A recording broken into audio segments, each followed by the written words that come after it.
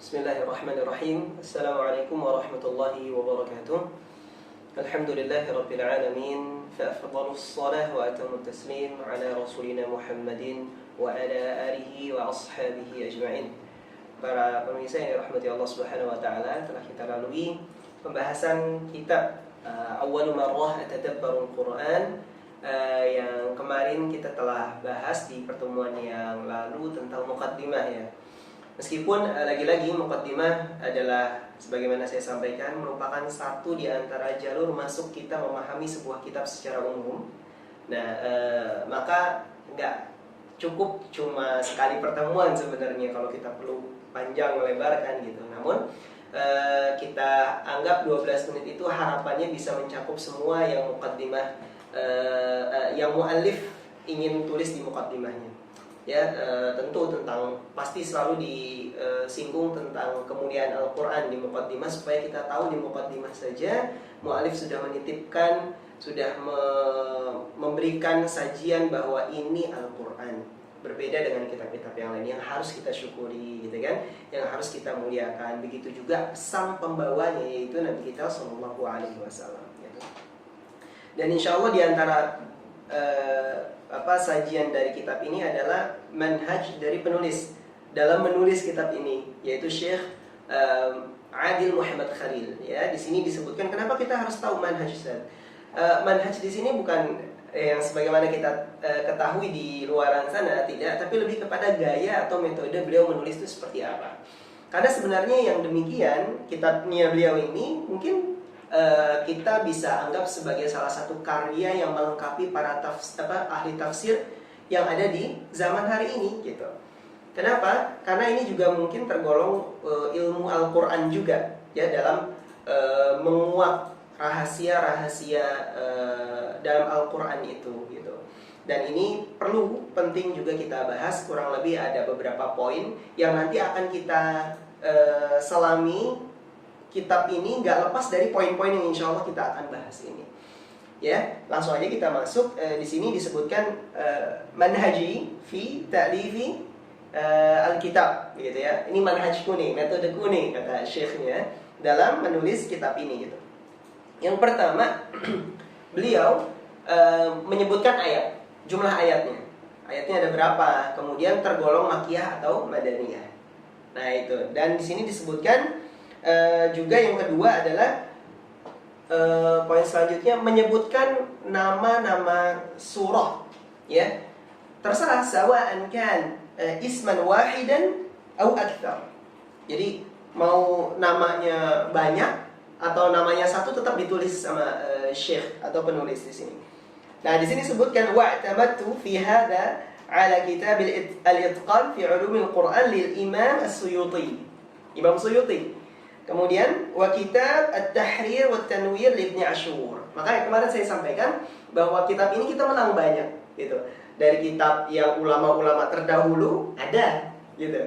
Kitab-kitab ulama sekarang ada lagi gitu. Jadi dengan adanya dimudahkan Allah Subhanahu wa taala dengan dihadirkan kitab ini, kita harus turut bersyukur dan bangga bahwa hazanah keislaman kita dalam hal ini adalah Al-Quran itu Allah Subhanahu wa taala sudah mudahkan sedemikian mudah gitu. Yang selanjutnya adalah di sini disebutkan penulis menyebutkan tentang munasabah. Nah, ini juga ilmu yang baru, sebenarnya bukan ilmu yang baru, tapi baru aja di titik fokuskan di abad-abad belakangan ini. Sebenarnya sudah ada ilmu munasabah ini sudah lama begitu, tapi baru dititik beratkan di abad-abad ini. Nah, munasabah itu keterkaitan. Keterkaitan itu ada banyak ya para jamaah, para hadirin, ada ayat dengan ayat gitu, antara surah dengan surah, antara awal surah dengan akhir surah gitu. Nah, penulis yang mana Ustaz? Nah, yang penulis itu yang awal surah dengan akhir surah. Nah, gitu ya. Nanti ada kitab lain juga itu yang membahas tentang ayat dengan ayat. Ya, ayat dengan ayat. Kalau nggak salah Imam Al-Biqai juga punya kitab namanya Nazmud Durar. Nah, kemudian nanti ada lagi surah juga dengan surah juga gitu. Nah, di sini penulis mengatakan, aku nih bersandar untuk membuat metodologi seperti ini dengan kitab apa? Sama Al-Itqan fi Ulumil Quran Imam Suyuti lagi, wa kitab At-Tahrir wa Tanwir li Ibnu Ashur, ya, Ibnu Ashur, ya, sama dan sejenisnya. Nah, yang demikian berarti kita udah tergambar tuh Imam Suyuti kapan hidupnya, kan udah lama sekali. Beda dengan Imam Ibnu Ashur yang baru-baru ini begitu. Yang selanjutnya adalah menyebutkan tentang fadilah surah. Fadilah surah, keutamaan surah. In kana sahihan. Kalau memang sahih berarti ada yang tersaji di sini subbab tentang, bila tersaji subbab tentang tadi fadilah atau keutamaan surah, insyaallah kita berharap itu sudah melewati seleksian oleh syekh, oleh penulis begitu. Nah, di sini disebutkan beliau bersandar ke beberapa kitab. Tentu Sahihain udah nggak bisa ditawar-tawar lagi ya para jamaah dirahmati Allah. Kemudian juga ada Sunan, ya, Al-Arba'ah gitu. Kemudian di sini disebutkan juga bersandar kepada perkataan ahli peneliti hadis, ya, seperti siapa?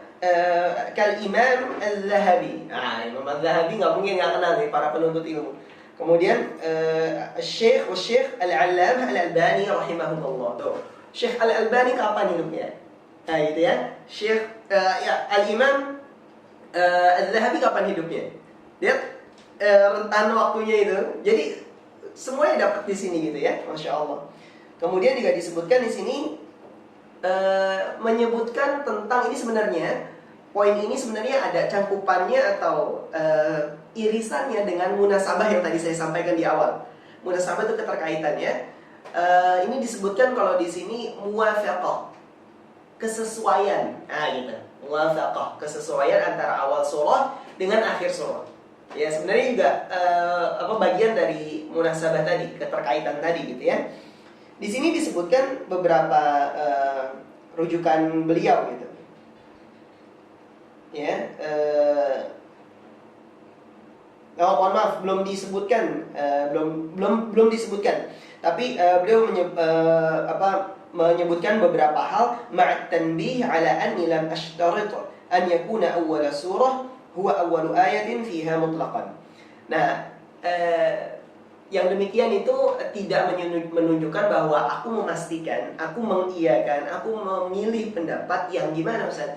Memilih pendapat bahwa yang aku tulis di ayat pertama itu, kan tadi kan sebabnya tentang awal ayat dengan akhir surat kan? Nah gitu. Di awal ayat itu berarti berkesesuaian dengan akhir ayatnya. Contohnya gini, maksud saya seperti ini. Al-Ikhlas. Contoh Al-Ikhlas. Berapa ayat? Ada 4. Berarti kalau mau tahu hikmah dibalik kesesuaian awal ayat dengan akhir ayat, berarti harus bagaimana? Ayat 1 dengan ayat 4. Nah, di sini enggak. Ya, di sini enggak. Karena tentu menyesuaikan dengan tema umum yang ada dalam satu surah itu. Jadi terkadang muallif atau syekh ini menulis misalkan awal surah. Awal surah membahas tentang misalkan tentang air. Yang air itu misalkan dalam surah Yunus terletak di ayat 10.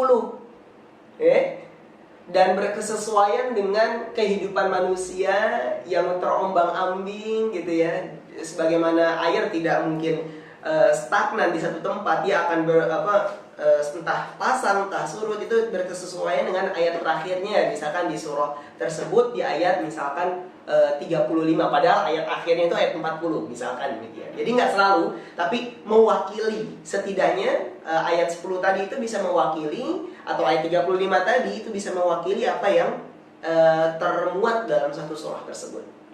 Nah, yang selanjutnya adalah, nah ini yang tadi saya salah baca, mohon maaf. Ini adalah pokok-pokok bahasan surah.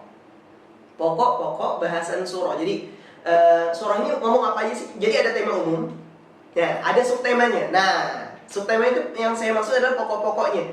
Oh, Al-Baqarah tentang pemimpinan, tentang makanan. Ada makanan kan dalam surah Al-Baqarah.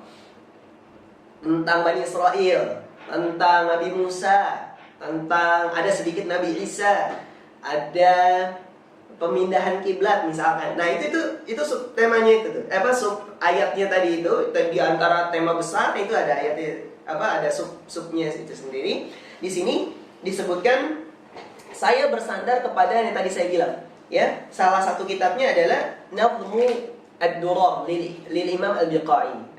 Imam Al-Biqai tadi yang saya sampaikan itu salah satu keahliannya beliau tuh antara ayat dengan ayat. Ayat dengan ayat beliau sandingkan tuh. Jadi cukup tebal sekali tafsirnya beliau itu. Kemudian di sini sebutkan wa idafatan ila kutub tafasir al-ma'rufah ka tafsir al-Qurtubi, Imam Qurtubi, ya, wa Ibnu Katsir wa ghairihima. Ya, nanti di masadir di beberapa di bagian akhir itu tentang daftar pustaka, ya. Itu banyak banget. Nanti kita akan bisa lihat bagaimana subhanallah beliau tuh mengumpulkan sekian banyak kitab tafsir untuk kemudian menulis gitu. Baik, di sini juga ada penyebutan tentang hal yang nanti nggak beliau sebutkan di beberapa surah. Kenapa? Karena itu surahnya terlalu pendek. Jadi nggak memungkinkan untuk mencakup pembahasan ini, yaitu tentang bahasan umum di surah tersebut gitu. Bahasan umum di suatu surah tersebut. Bahasan umum ini mencakup hal-hal yang berkenaan dengan apa sih? Tentang yang berkesesuaian dengan kehidupan kita hari ini, bisa jadi seperti itu. Ya, jadi nggak semuanya beliau dari awal Al-Fatihah sampai An-Nas, karena nggak nanti kayak Al-Asr itu nggak semuanya sebab misalkan beliau tulis ada 8 atau ada 5, itu beliau cuma tulis cuma 3 tema umum, misalkan Fadilah surah sama kesesuaian antara awal dengan akhir. Ya kalau di surah-surah yang panjang itu bisa jadi ketemu 5 gitu. Lengkap beliau tulis. Kenapa? Dia sebutkan di sini karena terlalu singkat surahnya gitu, jadi nggak mampu. Dan ini justru menunjukkan bahwa kelemahan kita sebagai manusia dan kesempurnaan juga kita sebagai manusia. Justru sempurnanya kita ketika kita lemah gitu, karena sulit ya. Quran itu untuk kemudian diungkapkan dengan beribu-ribu kata tidak akan lantan qadhi ajaibuhu, kata Ali bin Abi Thalib, tidak akan berakhir keajaibannya. Coba, masya Allah ya, jadi satu huruf aja dibedah sampai dalam gitu ya, belum selesai. Nah, ini wajar, yang demikian wajar karena mungkin beliau juga manusia, dan memang tentu ini juga sebagai bentuk bangganya kita punya Quran. Ya, Quran sampai hari ini nggak habis ilmunya. Itu tadi berapa ulama yang kita sebutkan tadi, dan itu udah luar biasa. Imam Al-Biqai contohnya itu betapa tebalnya tafsir beliau, tapi bukan didaur ulang bahasanya, mungkin diperbaharui lagi ilmunya, diperbaharui lagi sampai hari ini kita tersajikan awwalu ma tadabbarul Quran. Jadi masya Allah, patut bangga kita. Ya, kemudian juga disebutkan di sini tentang, nah ini yang penting juga, tentang rahasia-rahasia di surah tersebut. Ya, rahasia-rahasia di surah tersebut terkadang menarik para jamaah dirahmati Allah Subhanahu wa taala. Contohnya Nabi Musa sama Nabi Muhammad SAW, atau mohon maaf, Nabi Musa dengan Nabi Yusuf alaihissalam. Kira-kira apa yang bisa kita gali? Sama-sama kedua-duanya bersinggungan dengan Mesir, cuma secara sentuhan itu berbeda. Kalau Nabi Musa banyak sentuhannya nanti sama wanita, ya, jadi banyak tokoh wanita yang dimunculkan, ya. Sedangkan untuk Nabi Yusuf kebalikan, justru contohnya adalah tokoh yang disajikan adalah laki-laki. Ya, Nabi Musa dari kecil itu gimana para jemaah? Dilarung di sungai, ya. Oke. Kemudian yang muncul pertama kali di beberapa surah itu di beberapa surah itu selalu yang pertama yang termunculkan itu Ummi Musa, ya, Ummu Musa, ibunya Musa, perempuan.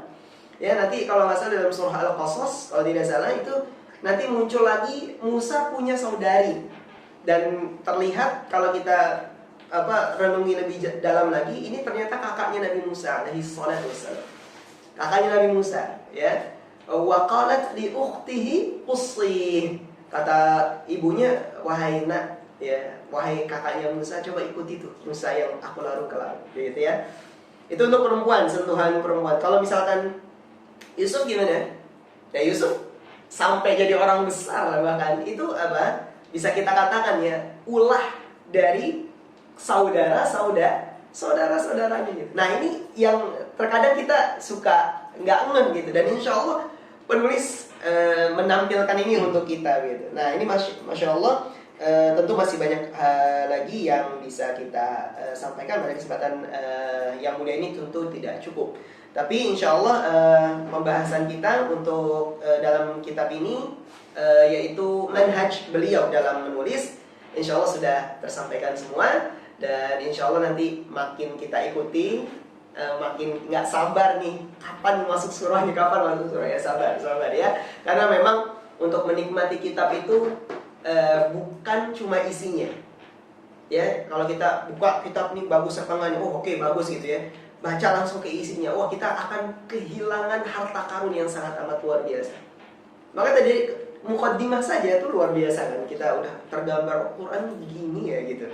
Terus kemudian di bagian manhaj yang tadi beliau tulis itu seperti apa. Belum lagi nanti kita lihat tentang rekomendasi dari para ulama tentang kitab ini. Itu kan juga luar biasa gitu. Dan yang merekomendasikan bukan orang biasa gitu, ini ulama gitu. Contohnya Syekh Fahd Al-Kandari, dari yang kemarin kita sampaikan, beliau juga salah satu pemerhati Quran juga gitu dalam hal ini. Maka jangan lewatkan muqaddimah, jangan pernah baca kitab dari depan sesungguh-sungguhnya gitu. Jangan dari depan dari halaman 1 saja. Ya enggak, itu bukan. Ya, bukan dari halaman 1 tapi betul-betul dari muqaddimahnya. Begitu. Dan supaya kita tahu tuh rasa penulis itu menyanyikan ini seperti apa sih ya, seperti itu ya. Baik, insya Allah demikian yang bisa kami sampaikan pada kesempatan hari ini. Terus ikuti perkembangan serial mengenal surah dalam Al-Quran yang kita sadur kitabnya adalah Awwalu Marrah Tadabburul Quran. Dan jangan lupa untuk subscribe, like, dan share. Semoga bisa bermanfaat dan terus kita Allah Subhanahu wa Ta'ala berikan keistiqomahan. Demikian bisa kami sampaikan. Subhanakallahumma wabihamdika asyhadu an la ilaha illa anta astaghfiruka wa atubu ilaik. Assalamualaikum warahmatullahi wabarakatuh.